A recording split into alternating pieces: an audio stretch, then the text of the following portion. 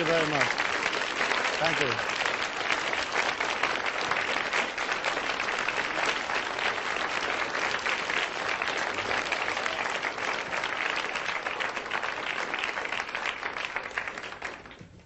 Well, hello and welcome. Today we'll be doing our Mastery of Money seminar. And what we'll be doing is basically looking at esoteric concepts to allow you to get the money that you want in life. Not necessarily to become millionaires or to become very, very wealthy, but to have enough money to go through the physical plane, to buy those experiences that you need for yourself and for your loved ones, and to feel a sense of it all just coming to you naturally as an outpouring of the love and the creativity that you put out, rather than this whole concept of like working hard and struggling and forcing the whole thing to come about for you. Basically speaking, the way that I handle esoteric money is I teach people to raise their energy. I teach you to become more life force, more power, and then when you do that, people will be pulled to you. People will show up. They're going to crawl over the walls and under the doors, and they're going to lower themselves in through the ceiling, and they will be there. And when they show up, what you have to do is bill them. You have to have a way of billing these people so that you can basically make money. And that means being organized, having a product or a service or something that you can give to these people when they show up in your life. For you to raise your energy and have all these people show up and then you haven't got a way of working it with them, you won't have the abundance, you won't have the creativity, and you won't have an energy pattern that will go all the way. And basically, some of you are going to need lots of money. You're going to need loads and loads of the stuff in order for you to buy those experiences and to create the changes that you hope for yourself. When you look at the physical plane, you can understand that it isn't designed for people to be rich. If we divided all the wealth up in the world among all of the people, okay, in fact, everybody would be millionaires. But the system is so designed that a few people have the wealth, and the rest of the people do not have the wealth. And because it is designed like that, and because it's come down from thousands and thousands of years, the common man has to put in a certain amount of transcendent energy to pull himself or herself out of a system that isn't designed to assist you. I mean, imagine if you could go to work and in 1 week you could earn, let's say, $2 million. And you think, oh, Friday, I think I'll retire from here on out. The system isn't designed like that. The way that the system is designed is that if you work really, really hard, it will spit out just enough cash to keep you just above what I call the revolution level. You know, where you're not out in the street tearing the system apart, but they've fed you just enough to keep you going so that you don't blow away the system. The world that we live in is just owned by a few people. You know, let's say 500, 1,000 families own the entire world, okay? And they also own the governments, they own the societies, they own the banking systems, they own all the financial institutions. They dictate what interest you'll pay, how much rent you'll pay, what mortgage terms you will receive, you know, what your car payments are. They decide everything for you. And they also decide how much money the average man in the street will have. And if you are, let's say, a small businessman and you've opened a business, you're going to open it in that kind of energy pattern, in an energy pattern of control, restriction, keep everybody bottled down, give them a little bit so they don't revolt, but don't give them too much, because we don't want these people coming up out of the pack, becoming too self-empowered, and starting to take away the control that the big people have. And so as you look at that, if you open a business and you're this small businessman and you've got a creative idea, you can only earn money from the energy of those people around you. And if all of those people are like close to starvation or just making it through or just squeaking through, how much disposable income have they got to buy your product? And so we're all affected, whether we're independent business people or whether we work for one of the big institutions or we work for the system, we're all basically affected by the fact that the whole thing is not designed for the common man. And you've heard me say that many, many times in this seminar and in other seminars, that the world is not designed for the people. It's designed to keep the institutions up. It's designed to keep the philosophies up. It's designed to support the governments. And you, as the ordinary working people, are always sent the bill. You get to pay for everything. If there's a mistake, you get to pay for it. You know, if there's some kind of disaster, you pay for it. And as you look at that, you can understand that the only way that you can pull out of those feelings and out of this conditioning that basically is absolutely designed to hold you down is by you having a force of will that is stronger than the force of will that is trying to control you. And you have to create inside of you an energy pattern a bit like, well, imagine if you were like swimming along in a swimming pool. And you're down at the bottom of the swimming pool and you're holding your breath and like Swamp Thing like grabs you by the ankle, you know? How much would you want to swim to the surface? You know, how much effort would you put into getting up and getting out of that and getting a breath of air? And for some of us, that's how much effort we have to put into becoming financially independent, mastering money. Because our societies do not teach us power. They teach us that we are weak, that we have guilt, that we're useless, that we're supposed to support everything else, we're supposed to send money to everything else, that none of this is really for us, and that if we do too well, somehow that pulls us away from being godly or righteous or good. And of course, that's a bunch of hooey, because the life force or the God force is absolutely abundant. It'll give you anything that you believe in, and more. You only have to look at nature. You can look at a cherry tree or an apricot tree, and it has more apricots on there than you can ever eat. It has more cherries on it than you can eat. You know, and when you look at it, it has that splendid abundance naturally. You know, if a man designed an apricot tree, it would have like 2 itty-bitty apricots at the top of the tree, and they'd be out of reach, and they'd be a little stale, and you'd have to have permission to go climb it, and a certificate for when you got it, and then a third of the apricot would then belong to somebody else, and eventually you'd wind up with just a pit and a little bit of apricot, you know? And that's how the system is designed. When you look at it, when you look at the physical plane, we are here as these transcendent beings, as these infinite beings inside a body, and you have the ability, through your thought forms and through your feelings, to absolutely redirect and change your life. I believe that you're not your body, that you're not your mind, that you're not your sexuality, that you're an infinite being inside a body, and that you took on the limitations of the physical plane in order for you to be able to transcend them. The physical plane, the humans that are on this physical plane, are basically like in a circle. And the circle is created by the electromagnetic waves of the brain that set up this field or this force field that we all live in. And that force field cuts us off from the abundance of the life force. It cuts us off from the God force. It cuts us off from other dimensions of existence and makes us or gives us the illusion that what we see is real. But in fact, the physical plane that you see is no more solid than your thought forms.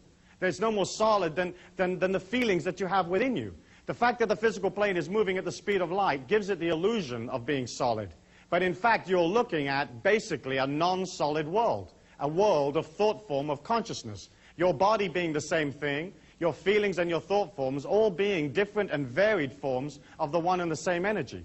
And as you look at the way scientific research is going now, you can see that the scientists are getting nearer and nearer and nearer to a unified force field theory, where all energy will be just one and the same energy. And that's my feeling, and that's the sort of mystical or metaphysical approach.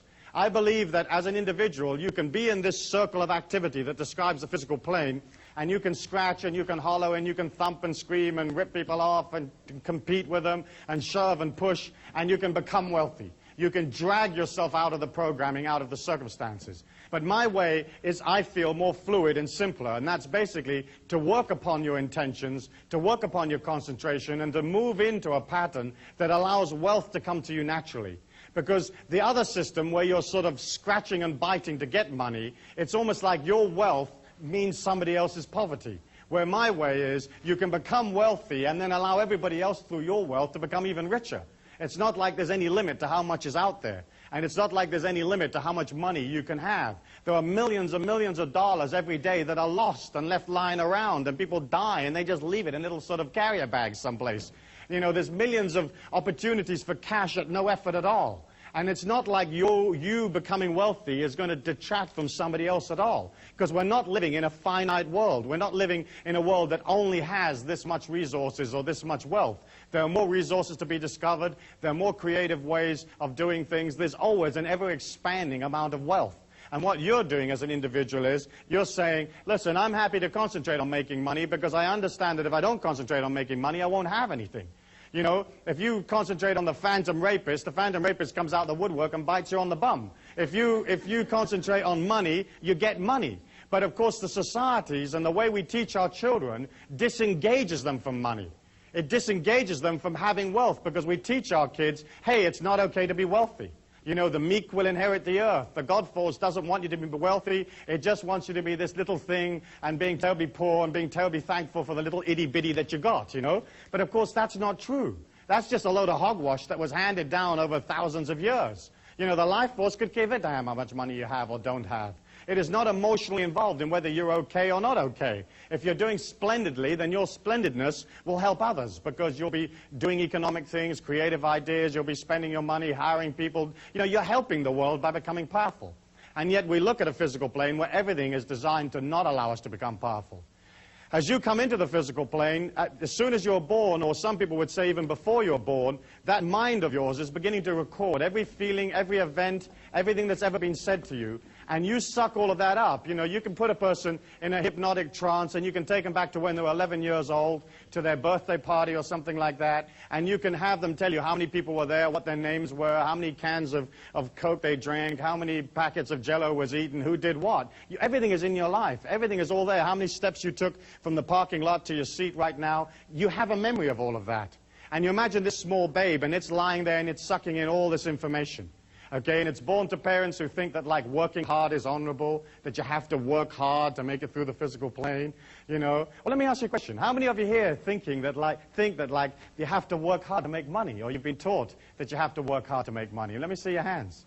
Okay. You see, they sold you that. They sold you that. The people that run this circle of activity, okay, sold you that because they wanted you to work for them. You know, they wanted you to work hard for them. Okay? And so basically speaking, we buy into that. Working hard is honorable, or working hard is how you make money. Making money has nothing to do with working hard. It's nothing to do with effort or struggle. It's mostly a matter of being balanced and organized. And as you begin to center on your creativity, people show up that want to be a part of that creativity, want to be a part of that action. They feel your security, your strength, and they sign up for it, and they pay you for it. So it's a simple transference of energy. You transfer them an idea, and they transfer you another idea called money. As you look at that, you understand that, like this small child inside this body, it begins to suck in all of these belief patterns, and it has no volition of, you know, as to what is going to go in there. You know, whatever goes in there is whatever goes in there. So if the mum and dad are fighting over the rent, that's in your subconscious mind. You know, if your mother's into sort of saving and clipping little coupons and there's a big stack of them in the kitchen, again, that's in your mind. Save coupons. There isn't going to be enough to eat. You know, reserve this. You know, eat the leftovers. You know, do this and do that. And I'm not saying you've got to waste stuff as you go through the physical plane, because I don't really agree with that either. But we take on whatever our mum and dad or our father and our mother thought. And, of course, so many of our fathers and mothers came out of a generation when there was a depression, when there was a great amount of difficulty, and so they're not able to express a more transcendent, more fluid understanding of money. Today we live in the largest and most fast-moving capitalist society in the world, and there's millions, there's billions that are moving around at any one given moment. And yet here is this mind that takes on all this sort of stitch in time, save 9, and a penny saved is a penny earned. And we take on that mentality, and then we wonder when, as we go out into the physical plane, as young adults or as teenagers, or we go out into the workforce, we begin to resonate that into the life force. And the life force, or the energy, that the force field that we're in, reflects back to us exactly what we believe, exactly what we put out there, and it gives us back struggle. It gives us back, there's not enough. It gives us back, you know, work for no wages, save your money in case something dreadful happens, do this and defend that, and you know, and if people don't like this or don't like that, sue them for the money or go chase them for the money. But you know, there isn't enough, and that whole energy of like there not being enough and there isn't going to be enough for you to get through is sold to you as a way of disenfranchising and controlling you. Inside this circle, everybody believes life to be real. And the circle is created, as I said, by this electromagnetic energy that leaves your body, which I believe is created by the oscillation of the brain waves. And so as we look in this physical plane, we're looking at a physical plane that deals totally with manipulation, totally with restriction, and totally making sure that you don't come out of the pack. Okay? As you're going through the physical plane, you're taking in everything that you hear, everything that you feel, everything that's ever said to you, and you're also taking in all the rest of the energy. You're taking in energy subliminally. You're taking energy in below your threshold of consciousness that you are not even aware that you're taking it in. And we know from the subliminal tapes that we sell through our catalogs and so on that the mind has an ability to hear affirmations that are placed 40 decibels below regular earshot. And so we have a track of music that rides up and down, you know, getting louder and softer. And underneath this track of music is a loop tape that runs these very powerful affirmations that are designed to create behavioral change. And as that loop rides up and down with the music, it stays 40 decibels at all times below the music, below the earshot. And we know from our research and the research that's been done in various universities in the United States that the inner mind hears that and accepts it. And yet think of you, you're just going through life, and how many sounds and how many feelings and how many opinions are you a part of that are very debilitating, that are very weakening, that you may not have chosen, but that became a part of your mind, Like you'd be at the supermarket, and like somebody in two lines or two aisles further over to the right might sort of pick up a can of beans and go, oh, look at the price of those beans, the world's falling apart, bong. And that would enter your mind if it was 40 decibels below your regular earshot. So you're a product of not only what society has told you can't have, not only what your parents told you couldn't have, but you're also a product of all the thoughts and feelings of the people around you. You can't sit next to somebody in an audience like this and not pick up whatever they are. Their feelings are booming out, and they're pervading your feelings, okay? And if you want to change your seat in the break, feel free, But basically speaking, you're it. If a person touches you, there's an energy transfer. If they look at you, there's an energy transfer. And so can you imagine this young being that's coming into the physical plane, who doesn't have necessarily any experience of how to do it, and being debilitated with all of this stuff, and then going out, putting that energy into the universal law, and getting back exactly what they put in, and they put in for struggle and difficulty and hard work and lack and not enough, and the universal law gives them back that stuff, and then they can say, you see, life's really hard, okay? And each one of us came out of that same product. So for you to get out of that energy pattern, you have to push against it. You have to literally force yourself to allow yourself to be in control of the money that you make and to master the money. And the mastery of money for me is, as I said, not necessarily becoming very, very wealthy, but being in control so you spend less than you earn, and you earn enough to buy yourself all the experiences that you're ever going to want on the physical plane. When you think about it, you create a creativity, you create a product or an idea, it's energy, it comes from consciousness. Then you take it out to the people, they respond to it positively, and they give you money, which again is energy. Money is neither good nor bad. The folk that said that money is the root of all evil, or the love of money is the root of all evil, they just didn't have any. Because you've got to have money to get through the physical plane. You've got to have it. And of course what happened was that we were taught that somehow money and spirituality didn't mix. And yet when you meet a person that is truly spiritual, they'll have a lot of energy, and so automatically they'll have a lot of money. In the olden days, let's say in 500 BC or something like that, it was fine for a person to withdraw and to go up in the mountain and sit under the banyan tree or whatever they wanted to sit under, and to pull away from the commerce of things and to contemplate upon, the light of God or whatever it is they wanted to do. But you weren't born there. Or if you were, right now you're here. You're in commerce, you're in travel, you're in making things happen. It's a totally different society.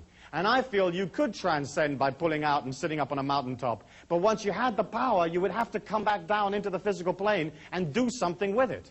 And so the philosophies that came out of poverty and seeing it as beautiful and seeing it as righteous came out of a time when there wasn't anything to do. Buddha couldn't turn on the video and watch a couple of videos and play his CD player. He only had sitting under the tree. Sitting under the Bodhi tree was the only game in town. So that's what he did, But we're not in that time. We're action-oriented, we've got things to do, there's people you've got to meet, there's things you've got to build and create, there's children that have to be brought up and developed into strong and powerful human beings, and that's what we're looking for. We're looking for individuals that are prepared to push against the system without confronting it. Because the system will never look after you. It's not designed to. And if you look at the history of man, all the governments have let all the people down all of the time, And if you don't believe that, you don't know anything about history. You might want to repeat it after me. All of the governments let all of the people down all of the time. Because basically speaking, governments are individuals that are looking after their own interest.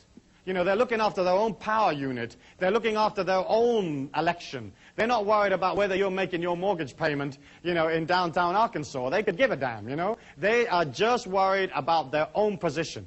And they get to play the game, and they get to spend your cash, and then they send you, as I've said before, this love letter called a tax bill that you have to pay for their creativity. They don't actually create any wealth of themselves. The wealth of the nation is the individual man, the individual female, the working people of the country. We create the wealth, and they just get to play with it. And the way they play with it is they get to spend it pretty much any way they like. They get to bill you anytime they want to bill you. And if they run out, they just print some more. And so we're looking at a situation where the whole of the circle, the whole of the people that control this circle, the families that run the world, they have a control of the money. And money to the common man is life force. It's God force to a guy that doesn't have a spiritual quest, a person that doesn't have a quest or doesn't have a belief in any kind of higher transcendence. Those people that are purely in the physical plane, money is their God force. And once these people got control of the money, they could control the life force for the world. And then they could control the destiny of the world. And there's none of you here that haven't been controlled by the big families that run the world.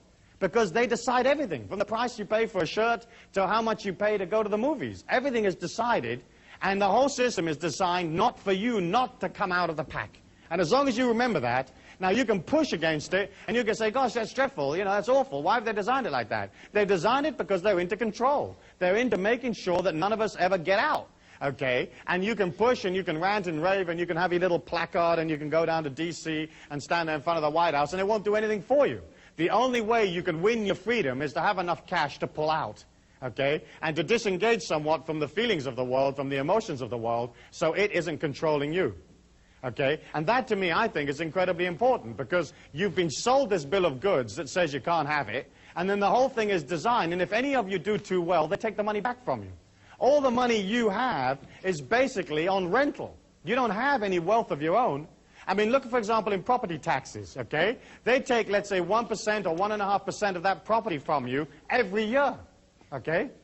And governments go on for hundreds of years, so they can wait to get the house back from you. But they take, let's say, 1% a year. In one generation, they've got a quarter of your house. They didn't do anything for it. They never paid you. I mean, nothing happened. They just took a quarter of your house back. In 2 generations, they got half the house. In 4 generations, they'll own all of the real estate of the country. And that's how property taxes work. You know, so you think they've got your interest at heart? No, they just chip in a little bit of your income back, and they time it or they place it so that it's like this creeping thing that you're never really quite aware of. You know, and then suddenly you think, my goodness me, I've given 9% of my house back to these people. Why did I do that? You know, well, you did it because they passed the law saying you had to do it, and you don't have options. I believe in obeying the laws, but I also believe that you can design your life to take maximum fluidity within the law. You know, within the tax structure, within all of the things that you are allowed to do, that the people that control this circle allow you a certain amount of modicum of like elbow room, and then you use that in order to become powerful. And so, as you look at that, you can see that for you to become powerful, to have enough money, you have to begin, first of all, to look at what's stopping you getting money. You know, what are these feelings inside of me that don't allow me to be wealthy? Because for you to be wealthy and to become wealthy and to have people show up and they want to share their wealth with you, because there's only one place that you can get money, and that's from the other people in the physical plane. Because we're the only people that believe in that stuff, okay? You can't get it from any place else other than the other mugs in the game with us. And so we have this energy that's absolutely neutral, and you have to create an energy from within yourself and then get these people to come along and give you the cash. To do that, you have to look at, hey, what do I really feel? You know, what do I really feel about money? And when you look at how we deal with money, you can see that, like, for example, you may have had feelings. I know I certainly did. I remember thinking that if I became too successful financially, somehow it would pull me out of the society that I lived in. You know? Like, if I do too well, I might have to leave this ghetto, you know, that kind of feeling, you know? Or if I do too well, all my friends won't like me anymore.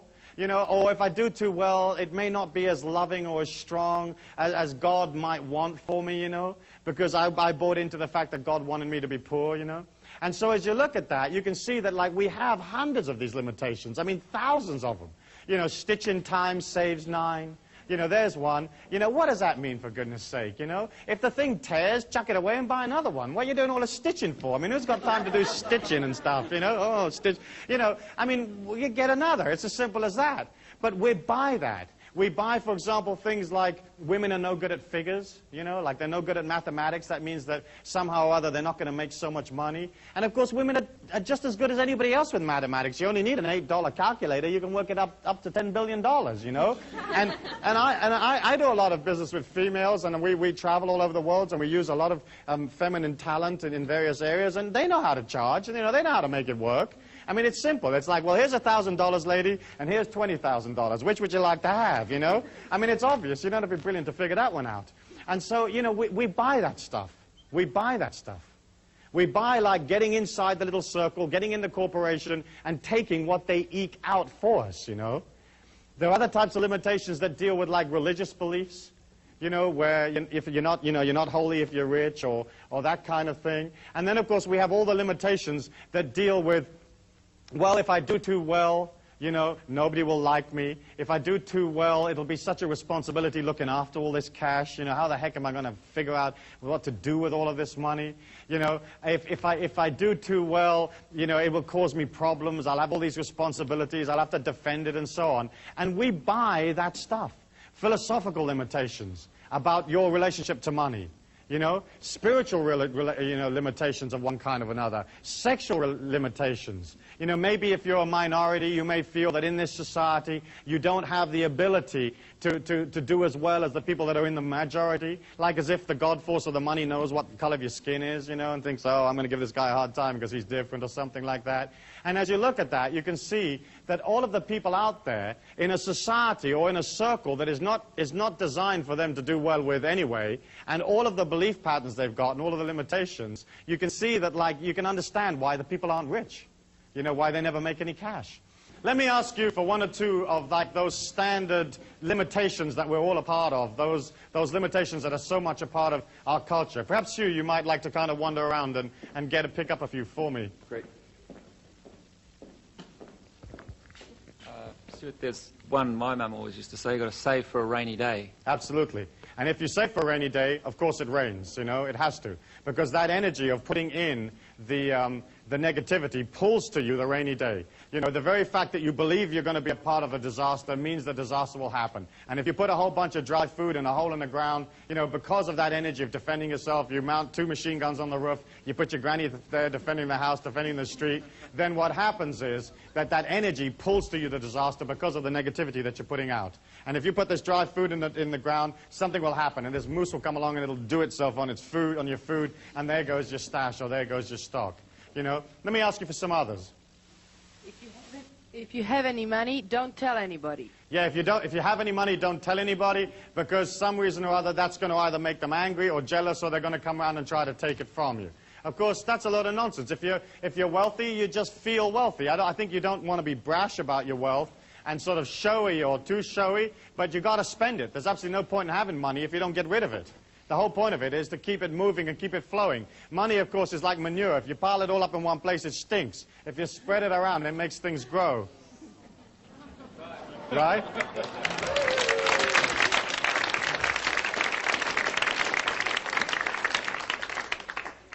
Let's have another one. It's easier to get a camel through the eye of a needle than a rich man into heaven. Right, that's a standard one. And, of course, the eye of the needle, I believe, was it not the gate of Jerusalem? And to get a camel through the gate of Jerusalem wasn't a big deal. And if the camel was a bit stubborn, you just had the camel over here, and you take a bucket full of the camel's lunch, and you put it on the other side of the gate, and you go, hither, hither, camel, and it comes along. Because that's how they talk in biblical times, hither, hither. And the camel just automatically walks through the gate. And, of course, a lot of our philosophies were designed to make sure that nobody got wealthy. You know, you can imagine how, like, well, imagine in medieval times when, say, for example, a lot of the churches owned all of the land. I mean, thousands and thousands of acres of land, you know. And the common people were dying of starvation, living 10 in a room in squalid, filthy conditions. From time to time, they'd go up to the, you know, the sort of the big monastery or something, and they'd bang on the door and they'd say, oi, what about us, you know? What do we get? And, of course, those people who owned or controlled the circle in their day, you know, they weren't about to share it with everybody. They weren't about to say, well, look, we'll peel you off 5 acres in the North 40. And so they had to sort of say, well, you'll get yours later. You know, you'll get yours in the afterlife. You know, this poverty stuff's really cute, and you're loving it right now because later on you're going to get it. And, of course, now we're not so stupid, you know. We're a little bit more sophisticated. We aren't going to buy into that afterlife stuff. Not because I don't believe in an afterlife, but I want my power now. I want my experiences now where I can experience them and become a part of them, and that's what you want. You don't want a promise for later. And, of course, the mind and the ego will always accept a promise. You know, you can always tell somebody, yeah, I'll do it for you, but later. And the mind goes, oh, that's okay, later, later. And that's why that philosophy was so powerful and so useful to the people that ran the situation in those days, because they could promise people a later date, you know, a long-term delivery. What about being filthy rich? Yes, like as if rich is somehow dirty. And isn't it true how, like, for a lot of people, money equates with, like, the misuse of it. You know, like if you're rich, you're bound to be misusing it. And of course, it's nothing to do with that.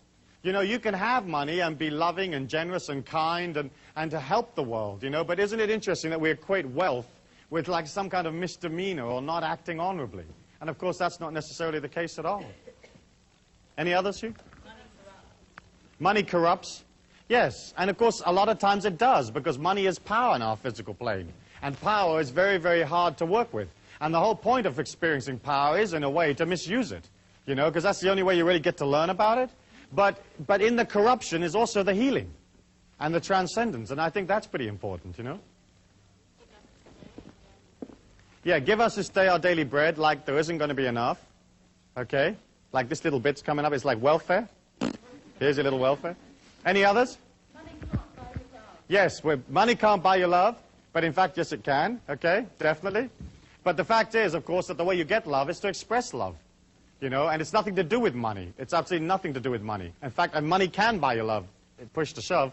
But basically speaking, it's only a matter of expressing a loving attitude, and love will come to you anyway. Any others? Yes. Can we have a positive one? Money makes the world go round. Money makes the world go round, and of course it doesn't. The world spins automatically of its own. Yeah, save for emergencies. Okay, that's the same thing as was said before, where you're waiting for the emergency to come. Beautiful people are rich.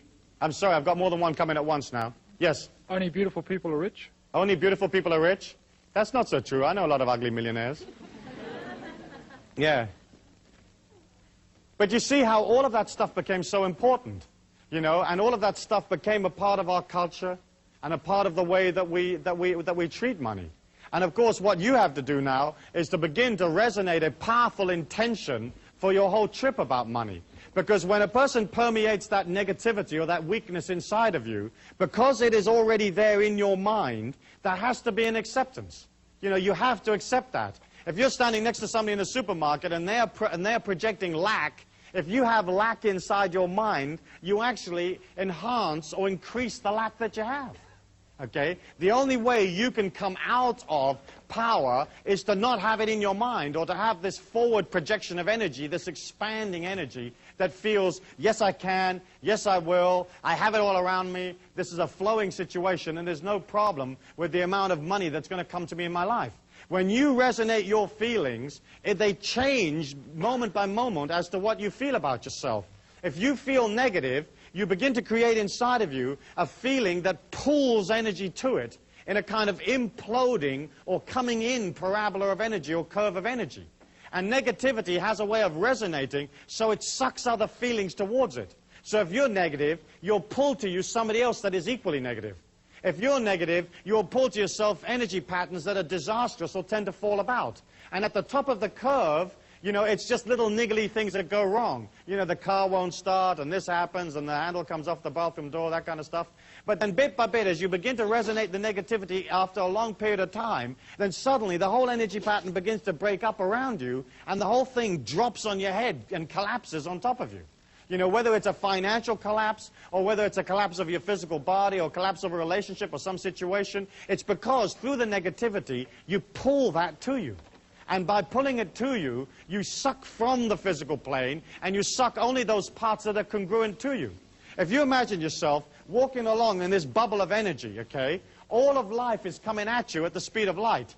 And it's coming at you upside down, okay, at the speed of light. And you have all of these possibilities coming at you at any one given moment, okay? And you will pull from those feelings that are the same as your feelings, that are congruent with your feelings. So all the goodness in the world is coming at you, and all the evil's coming at you. And then you can pick up whatever you want. And so you kind of filter through your own feelings those experiences that are exactly the same as what you feel. And so as you maintain and establish a negative energy pattern, or a pattern of limitation or lack, it begins to pull in on you, and it pulls from the physical plane all of those things that are exactly the same. The only way to defend yourself against that, the only way to really develop a power inside of yourself, is for you to begin to pull out of you this transcendent, infinite, abundant feeling from within you. When you express positively, it creates an outgoing or exploding curve of energy. It's like this outgoing feeling. Not only is it warm, is it fresh, is it loving, but it inspires people because it's pure life force. It's pure confidence. And it's not like sort of confidence that you wear on your sleeve, which is real sort of pushy type of confidence, but it's basically confidence of feeling everything's okay. And as you resonate that energy outwards, the more and more power that you put out into the world, the more you allow that infinity and that abundance to come from your feelings, the less the negativity of the other people pulls you down. Because you cannot walk in a crowd of people, say in a supermarket or in a shopping mall, without having all of those people affect you. And you've all experienced it, where you've got out of a car and you've walked into a mall and you've only walked like maybe 100 yards or 200 yards and you bought like a can of something and you walk back to your car and you're absolutely exhausted. You know, have you had that experience? Right. And it's because what happens is as you walk through that mall, your feelings are resonating around you and everybody else is literally taking a bit of that energy from you. Every time they have eye contact with you, every time they touch you, every time they pass you, a part of you leaves with them. Unless you're resonating this everlasting supply from within yourself and resonating it powerfully and strongly, then what happens is you get into the habit of holding your energy, holding that power to yourself. And it's the same way, again, with money. If you feel confident about it, it begins to be there. It's like natural. But you can't come from like way down here in a state of, let's say, limitation and poverty to something up here where you're walking with or a part of absolute abundance. You know, if you resonate poor feelings, you have to stay poor because universal law's got to reflect that. And so the name of the game as you begin to master money is, one, allow yourself the patience to go beyond the old stuff, the old garbage, and two, begin to resonate in your feelings the abundance that you're a part of.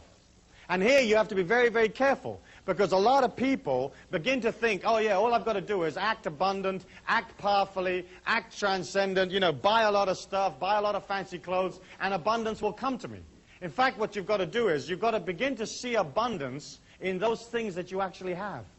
Okay? It's not a matter of like going out and spending a lot of money on French clothes or something and then being in debt, because that very fact that you're in a debt is going to pull you backwards. It's more like saying, okay, around me I have this and I see beauty and abundance in it. And then, as you begin to become more and more confident and you have more and more surplus income, you can begin to create affirmations of abundance in your feelings that actually affirm, hey, I'm doing fine, I'm doing well. And so, yes, go out and buy a good suit. Go out and buy a fine dress, a fine pair of shoes, whatever it is, you know, and have one, but have one of the very, very best quality. If you go for the cheap and the cheerful and the discount, it's always has that energy. You know, a discount, say, vacuum cleaner has a discount vacuum cleaner's energy. And I remember my wife once buying this vacuum cleaner. It was at a used machinery shop, you know, one of those places where they sell used appliances. And she was all proud of herself because she'd got this thing for $15. And she wheels in this vacuum cleaner, and it looked like a $15 vacuum cleaner, you know. In fact, to me, it looked like she'd been ripped off at $15. And she plugs it in, and there's this limp little bag hanging on the back of this thing, you know. I mean, it's just holding on for grim death. And I said to her, don't you think that bag is supposed to be like full of air and abundant and pleased with itself? And she says, yeah, you know, I think you're right. And she was vacuum cleaning this room, and the vacuum cleaner made a decent kind of noise, but you could see that nothing was coming up off the carpet, you know. As it went over dust and pieces of paper, they just jumped up and then went back down again. And I thought, this is not a real effective way of vacuum cleaning the carpets. And then as she was wheeling this stupid thing around, the wheel came off. And as it came off, it created this sort of very, very sort of gentle curve as it went around the carpet and sort of came into this semicircle around the other side of the room. And of course, as the wheel went around the room, it did pick up a little bit of dust on the wheel, you know, that was natural. And I looked at it, I thought, this is how this vacuum cleaner works, right? It fires little wheels that pick up microscopic bits of dust. You know, if you buy something at a discount, if you buy the cheap and cheerful, that's the only energy you'll ever have. You know, and you can go in there and you can see this vacuum cleaner and it looks neat and it's made underwater by Brazilian convicts and it only costs $9 and you'll say, I take it, and it has that energy. And so I would say to you, like, if your life is in control and if you're beginning to master money and beginning to feel that you will always have money, then you can begin to spend on those things that are important for you. And I would always go for the very best. I would just have less of them.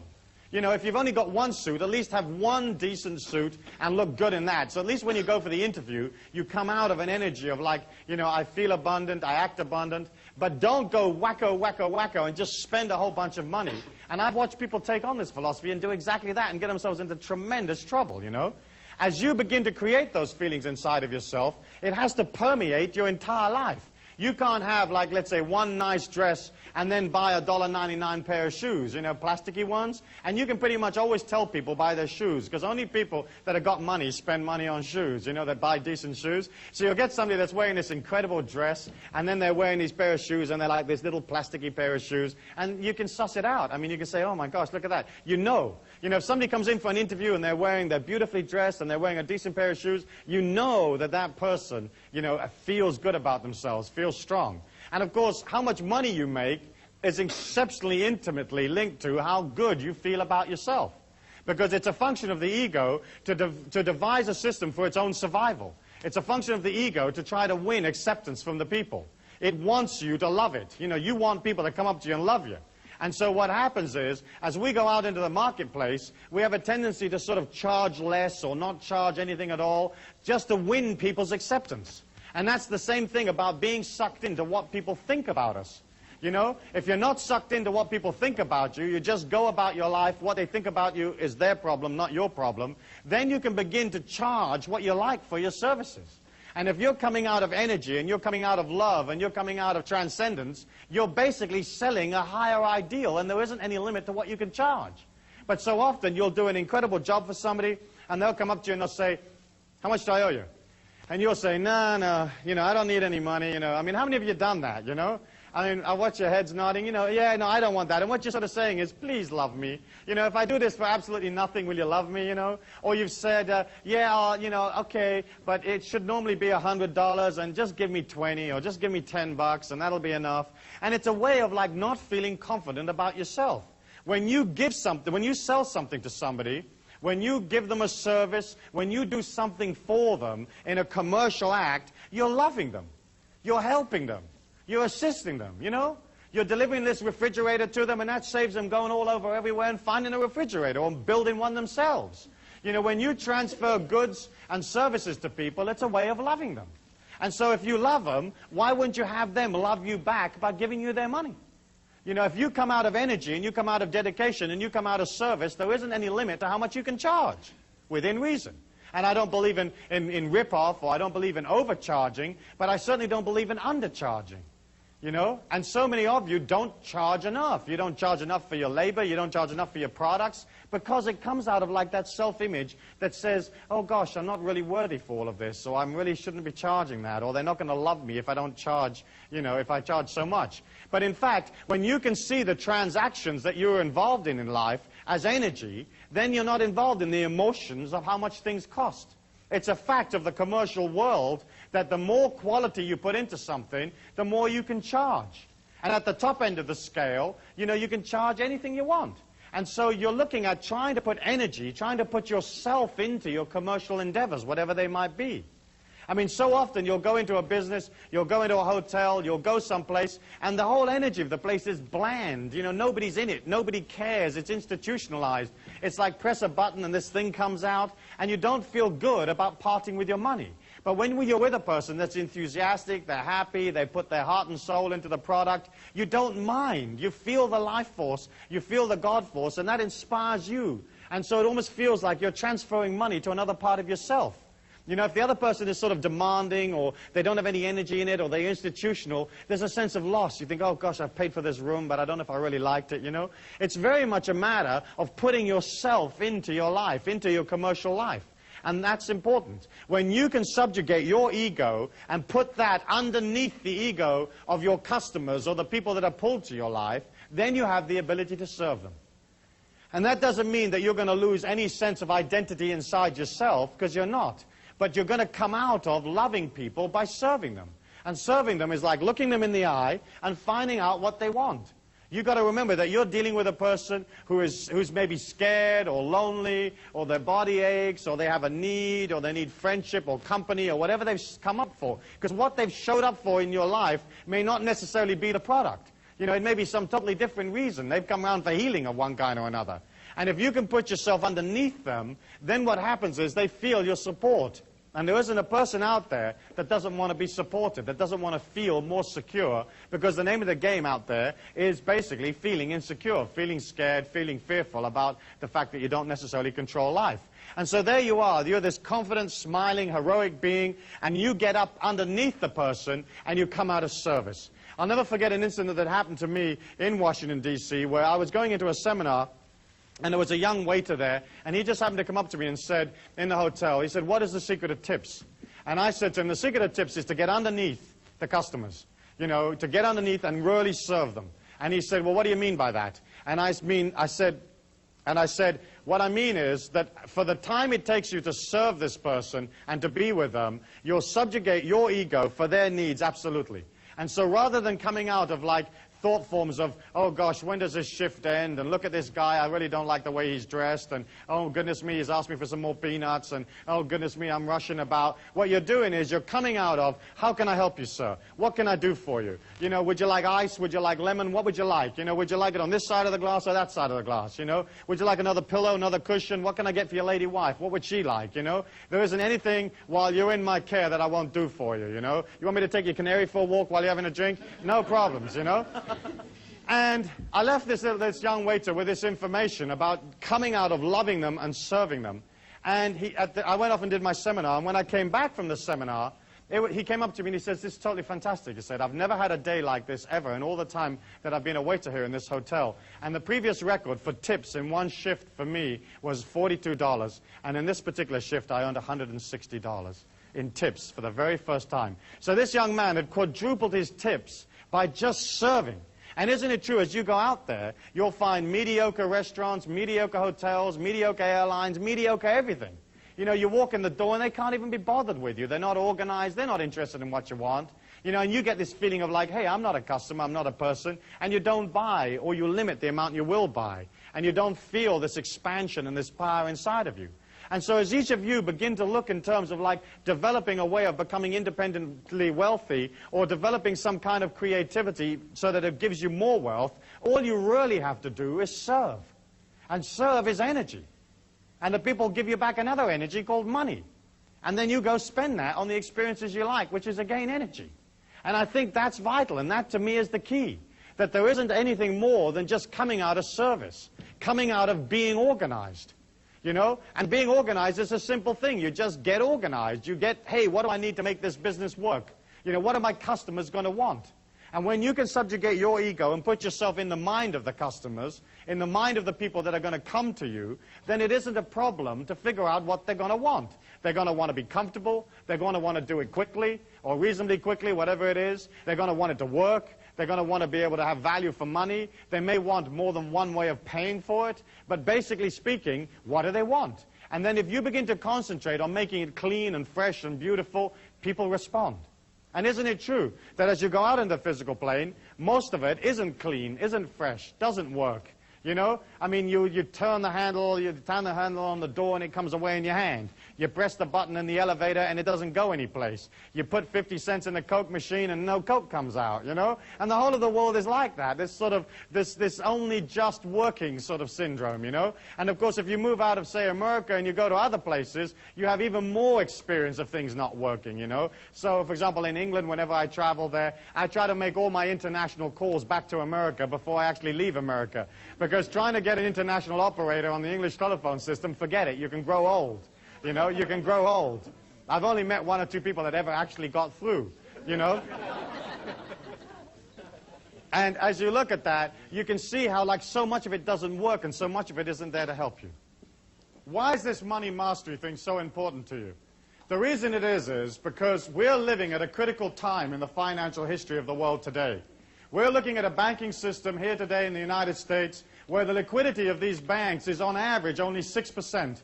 In the era going up to 1929, the liquidity of the average American bank fell from like 20% to 12%. And that really, really concerned people. Today, our average American bank has a liquidity of just 6%, which means that 94% or 94 cents of your dollar is no longer in that bank. And the money, that 94 cents that isn't any longer there, has been lent out to all sorts of folk that may or may not give it back. After the oil crisis in the 70s and in the war in the Middle East, The sheer amount of money that poured into the American banking system and the big financial houses of Europe and so on, that money came pouring in, the greatest transfer of wealth in the history of mankind, and the banks had to lend it out. When a bank takes your money, when it takes your deposit, that's a liability for the bank. The minute they can give it to somebody, lend it to somebody, it becomes an asset in their books. And so there's a tremendous propensity for the banks to kind of get rid of this stuff. It's almost like this hot potato that they're trying to shove onto the next guy. And so when the oil prices went up, you know, in the 70s, these banks went out and they kind of gave the money to everybody, you know. They just dolloped it out and said, hey, you need some cash, take it. And all of the countries out there of the third world and the lesser developed countries and so on, they took that money and they spent it. And they spent it like crazy on all sorts of projects that may or may not have assisted the infrastructure of those countries. And now we're looking at a situation where it's tremendously difficult to get the money back from those countries. You know, America gave money to every nation in the world. I mean, just gave it. It gives it to its enemies. It gives it to its friends. Albania is the only country that America hasn't given any money to. And the only reason they haven't given any to Albania is because they can't find it. If they could find Albania, they'd give them some. You know, and so all of this money's gone out, and you can watch these third world countries struggling trying to get it back. Mexico is an excellent example where they have a debt of up around close to $100 billion. And they get about $7 or $8 billion a year in oil revenues. So you can see that if they're only paying, let's say, 7 or 8% interest on their money, they need all of their oil revenues every year, forever and ever, in order just to service that debt. And what happened was that when oil fell recently, you know, tumbled down from its peak of $30, $35 a barrel, we got into a situation where the American people were literally wiring money down to Mexico so it could wire it back to the bank so that nobody would default. It's like you're getting billed as a common man, you're getting billed for something that's nothing to do with you. We have a situation where, for example, corporate debt in this country is at 50% of its total assets. And a lot of the assets that the corporation have are in the form of paper and notes and bonds that they're holding of other corporations. So the 50% that you think they've got, some of that may be real money and may not be real money. The government has basically continued to print money like crazy in order to try to keep the system up. After 1946, all the major trading nations agreed to come off the gold standard, which meant that all of a sudden money didn't have to be real anymore, because in the olden days, a dollar bill was a receipt for some gold someplace. And in theory, you could walk up and you could say, hey, you know, I want my gold, you know, or I want to look at my dollar bill, or whatever it is you do when you go around the bank. But basically speaking, once all these countries came off the gold standard, there wasn't any limit to how much money the governments could create. And here in America, since 1980, the government has expanded the money supply 300%. But the country's only grown like 25 to 30% in that period of time. And so when you have a situation that the people that control all of the activity inside the circle can literally print money, you can see how there's a lot of money out there that really doesn't have any value at all. It's just a matter of everybody believing in it. And the banking system, everybody's got to believe in it. And that's why the common man never gets any of the information. They only get little bits of the information, because if anybody actually told you what was actually going on, you'd freak out and you'd go get your money back. As you look at that, you can see that like personal debt has expanded to the point where like the average person owes like 1.5 years' wages. You know, corporate debt is 50% of assets. The governments are running trillions of dollars worth of deficits. The trade figures are incredibly imbalanced, where it's costing billions and billions of dollars every month, you know, more than they're actually taking in. And you can see that all of this is creating a strain on the financial resources, not only of America, but all of the trading nations of the world. As you see that, you can either say, well, that's great, I'm sure it'll all be all right, I'm sure it'll all be fine, or you can say to yourself, wait a minute, there's something going on here. I'm not in the possession of the facts. I can't fix what's happening in the third world. I can't fix, say, for example, that there are a record amount of, say, bank failures in the country right now, higher than even in that period prior to the Depression or the collapse of 1929. I can't fix that. I can't fix the business failures. I can't fix all of these scams that are going down with these various junk bonds and so on. All I can do is get in control of my own situation. If there's ever a liquidity crisis in the world, and it looks like eventually there's bound to be, because we just can't carry on inventing money and spending prolifically, if there is ever a liquidity crisis, cash will become king. You know, you'll become God if you've got cash in hand. You'll be able to go out and you'll be able to buy things for cash.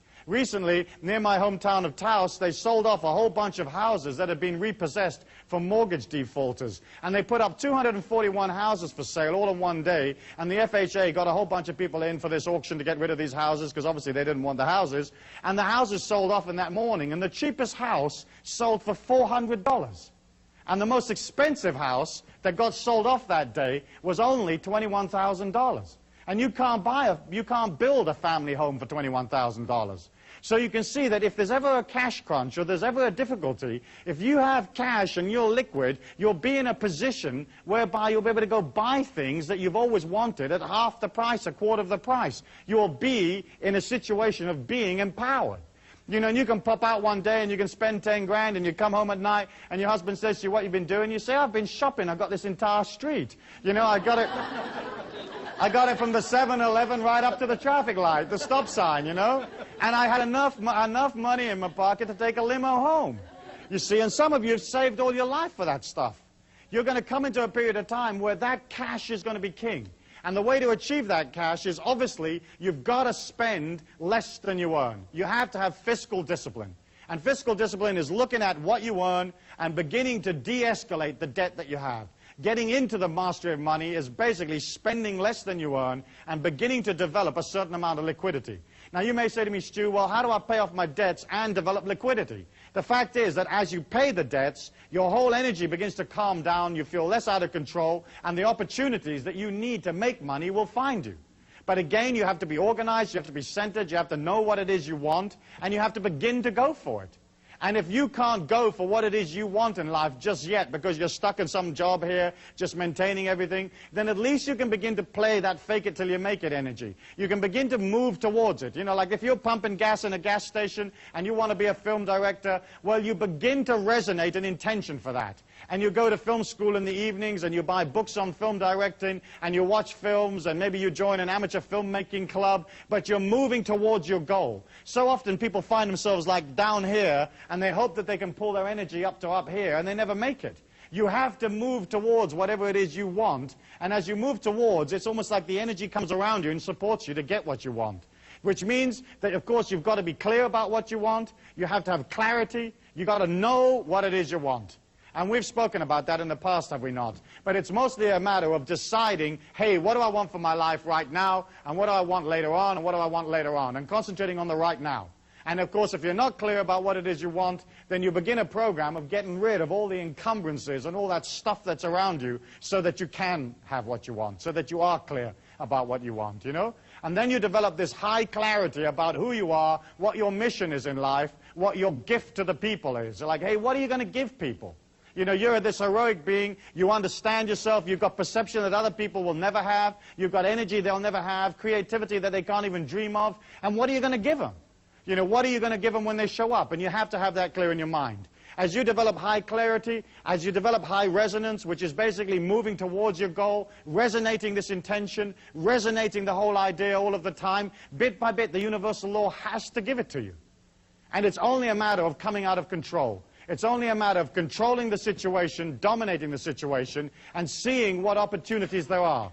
In order for you to be able to be in the marketplace, you know, you have to have something that you're going to offer. And so each one of you is going to have to develop a skill or some kind of service or knowledge, or you're going to have to get into control of a product.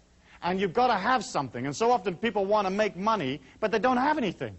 You know, so if you haven't got that, you're finished. You haven't got a chance. You've got to have it. It's got to be neat. It's got to be fresh. It's got to be exciting. And it's got to be there for when people show up. So like a skill would be like you're a plumber, or you do something that other people can't do, and you do it for them, but you do it in an unusual and creative and exciting way.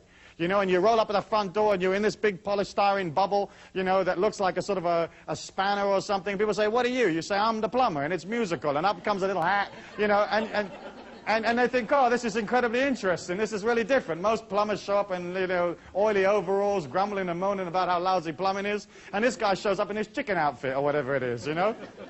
I always had this idea of a loan package where you'd get all the details of the loan you wanted when you went to the bank. And it was this incredibly beautiful loan package. And then you would train these 3 canaries to sing. And when you open up the loan package, the canaries would go, give us the loan, give us the loan, give us the loan. You know, well, imagine the bank looking at you and you telling them, hey, listen, what I want to do is open this flea circus. And by the way, here's these 3 canaries that we've taught to say, give us the loan, give us the loan. You know, it's like the bank would understand you. They may not lend you the money, but they would understand the creativity there. So as you decide that, you've got to either have something that the rest of the world hasn't got, which is a skill, or you've got to have some kind of knowledge. And we live in the most powerful, most information-conscious world that there's ever been. And there are 4.9 billion people out there, and they all want to know something. You know, they want to do the courses. They want to get slim. They want to be more beautiful. They want to be more protected. They want to learn to do acupuncture for canaries or whatever they want to learn to do. And you can say, well, I happen to have this incredible course that you can do. And in fact, information transfer is now one of the major industries in the world. And so all you've got to do is either have the information or acquire it, and then begin to figure out how to transfer it to other people. Of course, if you happen to be, say, for example, a lawyer, then the information you can impart, you have to do one-to-one. I personally prefer information transfer, where you can get a lot of information out to a lot of people without being there personally yourself. So there's videos and tapes and books and 1,001 other ways of you transferring information to people. But if you have that information, people will pay you. And the reason they'll pay you is because they haven't got time to learn everything themselves. They haven't got time to do it all themselves. They want you to come along and tell them, hey, how's it done? So you've got the possibility of a skill, you've got the possibility of a service or knowledge, or you've got a possibility of a product. And of course, the product is by far and away the easiest way of making money, usually. Because there isn't usually any limit to how many products you can manufacture, ship, and get paid for. You know, knowledge has its limitations in many ways. A skill or a service has its limitations because you have to show up personally and do it. But a product has that incredible neatness that if it works for 10, it'll work for 100, it'll work for 5 million. And, you know, I've heard stories of people that have started companies that have literally made $40 million in the first 9 months of the company. And they had a good product. And they got a lot of people excited about the product. And they got them selling this product to other people, serving the community, giving them this stuff. And they generated $40 million in 9 months from a standing start. So if you have something that is a product, you're in a position to transfer that to other human beings and get paid for it. I think the important thing to remember about a product is that it has to be something that you love, that you live and breathe. You know, if you're setting these little multi-swivel toggle flanges and you love them, great. But if you're selling something that's boring and doesn't work for you and you don't like it and it isn't quality and it doesn't honor the people and it comes out of negativity, your heart will never be in it. And isn't it true and isn't it delightful when you meet a person who's into what they do? You know, and you go in the hardware store, and I hate hardware stores. They give me the creeps just to walk in them, you know. I don't like do-it-yourself. I don't like fixing things. I'm lousy at that stuff. And just to walk in and all those little oily boxes, I mean, it just throws me away. And so if you go in there and the guy's all happy and smiling and he's the sage of the oily boxes, you feel nurtured, you know. You feel nurtured. You feel, oh, this guy really knows. And you don't know. And they ask you all those dumb questions, you know, don't they? They say, well, do you need the a quarter of a 16th inch double swivel reversed diddly-diddly? And you go, I don't know. You know, I just want a screw that'll hold the bathroom mirror up. Yeah, but do you want the kind that's the double bolt with a whammy-jammy on it? You know, and you don't want to know. You know, you just want a guy to give it a bolt. You don't care what it costs. You haven't got time to figure it out. You don't want to do like a 4-week course in little bolts. You just want a bolt. And so you feel supported. And so often we go in stores and the attendant will say to you, the shopkeeper or whatever, oh, I don't know, I just work here, you know. Does this, da-da-da-da? I don't know, you know. They don't know, they don't care, they're not interested. And I think that if you're going to be transcendent beings and you're going to serve the community by giving them something, you've got to be damn good at it. You've got to put as much energy as you feasibly possibly can. You've got to get organized. You've got to have concerted action in the marketplace. Because all the affirmations, all the visualizations, all the stuff out there, you know, the prayers, whatever which way you have, rub the little rabbit's foot, all of that stuff won't work for you unless you're out there with a concerted action plan. You love it, you live it, you breathe it, and you're happy and excited to deliver it to the people. It's simple. It's incredibly simple. Commerce is just a matter of expanding yourself to do more of it. And that expansion always comes out of control. It always comes out of controlling your environment, understanding there's no limit to how much you can charge. Well, let me ask you, how many of you are going to put your prices up next week? Let's see you.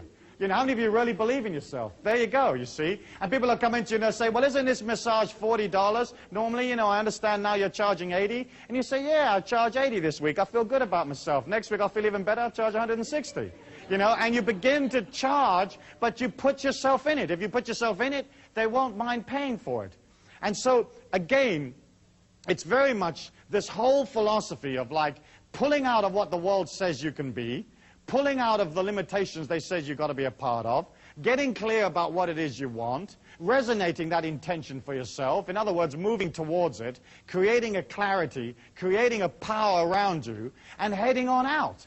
And some of you are going to have to move slowly out of, let's say, something that's restricting into this special kind of freedom that you're developing for yourself, but you begin to create it. You can begin to create it by developing, say, a hobby. There's a million of you that have various kinds of hobbies where you can make money on them. And I know guys that have converted their hobbies into multi-million-dollar businesses, where there's things that you know, things that you're interested in, and you can begin to form associations and begin to meet people. You know, if you don't go meet people, then again you create around you this limitation of not having enough people to go sell. You can have a brilliant idea, and if all you know is your auntie and your mum, you've got 2 customers, you know? But if you begin to understand that going and meeting people is a way of you expanding your energy, it's like saying, oh gosh, I've got this little energy and I don't feel too confident about myself and I don't feel too confident about this stuff, and so I won't bother to tell anybody, and that way I'll never have to like face the fact that I'm not really confident. But if you're good, if you're damn good, if you're coming out of love, you're coming out of service, you won't mind expanding, you won't mind traveling, you won't mind trying something new, and you won't mind going out and meeting people. You know, I tell people, listen, if you want to meet people, join churches. You know, it's a great place to meet people. You can give out your little card in the breaks, you know, pass them out in the pews, and then just join as many churches as you can sign up for, you know. I mean, you join a Muslim church, and then you go to the synagogue on Saturday, join a couple of Christian churches on Sunday, especially those sort of open, positive, New Agey type of Christian churches, you know, and then Monday you can get into some kind of wacko cult, you know, and you join them on a Monday when they have their services, and you just surreptitiously are passing out your cards, but people get to know you. Because I've watched people develop ideas that were really cute, that were really neat, and go out into the marketplace and have an initial burst of activity and then fizzle out. You know, and then suddenly they're despondent and they're upset and they feel that their creativity isn't any good, and they wind up going back to what they used to do because they didn't have the force or the courage to push through to like meeting people, talking to people, being with people. When you get to the point where you talk to 100,000 people a year, you've got a chance with your idea. When you get to where you talk to 1 million, you've got a real chance. When you get up to like 5 million, then you're really cooking, you know? When you get up to 50 million, forget it. You know, you'll have so much money, you'll have to move out of the house and get a bigger one. Because it's people that are going to give you the cash. And it's you feeling confident about yourself and going up to these people, presenting them with the idea, and knowing that they're going to love it. And the reason they're going to love it is because you designed it for them. You designed it for the people. You didn't design it for yourself. You didn't design it for you know, to look cute. You designed it for the people. So you'll come up with the only bath that has faucets that work with your feet. You know, and there you go, and you suddenly say, I've had this incredible idea. For 2,000 years, they've always had these baths with these little wacko, little cross-shaped faucets that you can't work with your feet. Now we've got the foot bath, and here's the handles, and here's where you put your toe, and this is how you make it go hotter and colder. And everybody will love you. They'll say, she invented the bath faucet. She made it something, because you don't have to do anything really different. You know, you don't have to come up with some incredible laser-operated sandwich-making machine. All you got to do is come up with something slightly different. You know, and you've heard me talk about the pizza parlor, where like you can be one pizza parlor in an entire society of pizza parlors, where there's 17 in the street. But you could still make that pizza parlor so interesting that everybody's breaking their neck to come, you know? And there you are, you've got your pizza parlor, and you've dug this big hole in the middle of it, and you've got, let's say, like a 20-foot drop and some alligators in there, you know? And then you build this rickety little bridge from the front door of the pizza parlor to where the cash register is, where people order, you know? And you make this bridge so that it kind of wobbles a bit. You know, and people say, well, isn't it dangerous? And you say, yeah, we lose a few, but they're hungry. When they get on the other side of this bridge, these people want the pizza, you know? They want that stuff. And the alligators, as folk drive from miles around to see these alligators. And then we're going to put a waterfall off the roof. And they're going to get a little wet coming in. But once they're in here, they've got to stay for half an hour to dry themselves out. So we'll be in this street, we'll have this waterfall off the front of the pizza, we'll have this big hole with some alligators in it, little rickety bridge, and the people will feel excited. They'll feel a sense of achievement of making it across, you know, especially the older ones, you know. And they'll feel good about it, and they buy pizza. And that's all you got to do. And a pizza could be totally revolting. But they're going to buy it. In fact, if you're coming out of transcendent, you're coming out of heroic, you love yourself, you're going to put everything you can in that damn pizza. And you're going to make that thing wonderful. And so what you're looking at here is you're not looking at like developing some incredible plan or going to some business school necessarily. You're just looking at a shift in consciousness, a shift in dedication, understanding it's fine for you to be wealthy, understanding that you're infinite and there's no limit to how much wealth you can create for yourself, okay? You're going to get clear about what it is you want. You're going to resonate that intention. You're going to play fake it till you make it. Whether you got it or not, you're going to move towards it no matter what. You're not going to let yourself get out of control and start spending a whole bunch of money you haven't got, okay? You're going to allow yourself that power and that energy at all times, moving towards it, clear, resonating it, having it, being original, and more than anything else, you're going to love yourself by charging enough, okay, by giving yourself time, having patience, and you're going to love the people that are pulled to you by serving them. And if you can come out of that love and that caring for people, putting your ego aside for their needs, your life and your business and your families will be swamped. You'll be swamped. You won't be able to handle the amount of people that show up. And as that happens, you'll have a way of billing them because you'll be organized and you will develop wealth. And suddenly you move out of struggle into a natural understanding and a natural flow. And that's how it was always meant to be. Life was only ever meant to be this gentle walk through a valley on a sunny day. It was never meant to be this incredible struggle, this incredible effort. And each one of you has that as a heritage, and each one of you can put that into your life right here and now, today. Thank you very much.